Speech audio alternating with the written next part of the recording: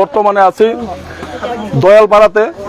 এখানে ভোটের দিন থেকে একটা ষড়যন্ত্র চলছে, আপনারা সবাই অবগত আছেন যে এখানে প্রভাবশালী এখানে এসে বোম মেরেছে, 6 রাউন্ড গুলি করেছে, আমাদের কর্মীদের এখানে মাথা ফাটিয়েছে। বিশ্রামগঞ্জে আপনারা দেখেছেন অভিরাম দেববর্মার এখানে 5টা স্টিচ লেগেছে। এখানে বিভিন্নভাবে আমাদের কর্মীদেরকে একটা হ্যারাসমেন্ট করার চেষ্টা করছে। আমরা ত্রিপুরা রাজ্য সহ ভারতবর্ষের নাগরিক প্রত্যেকেই যে কোনো দল করতে পারি, আমাদের সংবিধান আমাদেরকে অধিকার দিয়েছে। আমরা এখানে একজন বিজেপির সমর্থক কর্মী, ওনার বাড়ি আমাদের পার্টির কর্মীরা পাহারা দিয়ে রাখছে যেন ওনার কোনো সমস্যা না হয়, শুধু শুধু মিথ্যা ব্লেম দিয়ে। আপনারা দেখতে পাচ্ছেন এখানে পুলিশ পাহারা আজকে এতদিন ধরে, তাহলে পুলিশের সামনে কিভাবে ঘরটা ভাঙলো? আমরা খবর পেয়েছি এখানের বিধায়ক উনি নিজে ভোরবেলা এই ঘরটা ভেঙে তছনছ করে দিয়েছে, তছনছ করে আমাদের কর্মীদেরকে হ্যারাসমেন্ট করার জন্য। এখানে একটা আমরা শুনেছি এখানে নাকি আমাদের রাজ্যের মুখ্যমন্ত্রীকে আনবে, আমাদের রাজীব ভট্টাচার্যজিকে আনবে। এখানে মিথ্যা একটা ষড়যন্ত্র সাজিয়ে আমাদের নামে একটা ব্যায়াম তোলার চেষ্টা করছে। আপনারা সবাই জানেন, অবগত আছেন। আমরা এসব সংস্কৃতির, এসব সন্ত্রাসীর আমরা তীব্র নিন্দা ধিক্কার জানাই। সেই সঙ্গে বলতে চাই, যদি মনে করেন ক্ষমতার জুড়ে, ক্ষমতার পাওয়ারে আমরা সাধারণ মানুষকে, সাধারণ নাগরিককে আপনারা হ্যারাসমেন্ট করতে পারবেন, মিথ্যা মামলা দিতে পারবেন। এর আগেও আমরা 35 জনের নামে এখানে কেস করেছি, এখন পর্যন্ত একজন অ্যারেস্ট হয়নি। কেন হয়নি অ্যারেস্ট?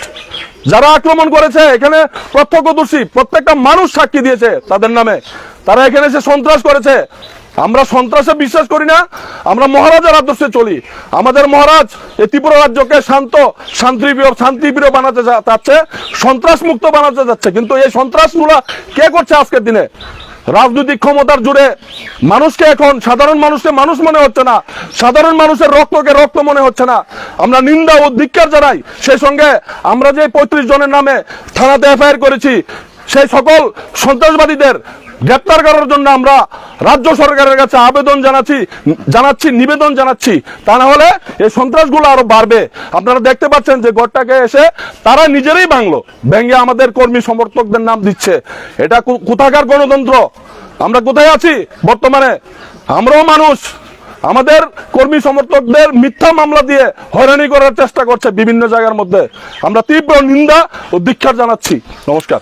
মুখ্যমন্ত্রী সকাল থেকে এখানে আসবেন বলে যে প্রচার হয়েছে এবং গোটা এলাকাকে নিরাপত্তার চাদরে মুড়ে দেওয়া হয়েছিল, কিন্তু মুখ্যমন্ত্রী আসলেন, যেই জায়গায় আসার কথা, মহামায়ার দেববর্মার বাড়িতে আসার কথা, পরিদর্শন কথা, কিন্তু ওখানে নামলেন না, সোজা চলে গেলেন ওনার বাড়ির পাশ দিয়ে। কি বলবেন?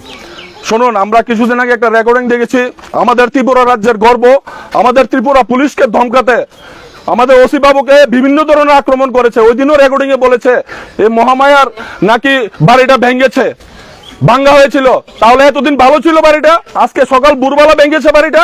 তাহলে উনার কথা আর আজকের দিনের কথা মিথ্যা প্রতিশ্রুতি, মিথ্যা ছিল, সম্পূর্ণটা বানাটে ছিল। তো আমরা হয়তো আমাদের রাজ্যের মুখ্যমন্ত্রী, উনি খুব ভালো মানুষ, উনি হয়তো বুঝে গেছে যে এটা মিথ্যা ষড়যন্ত্র, যে কারণে উনি পরিদর্শনে আসার কথা ছিল এখানে, কিন্তু উনি আসবে না, উনি আসেনি। ধন্যবাদ।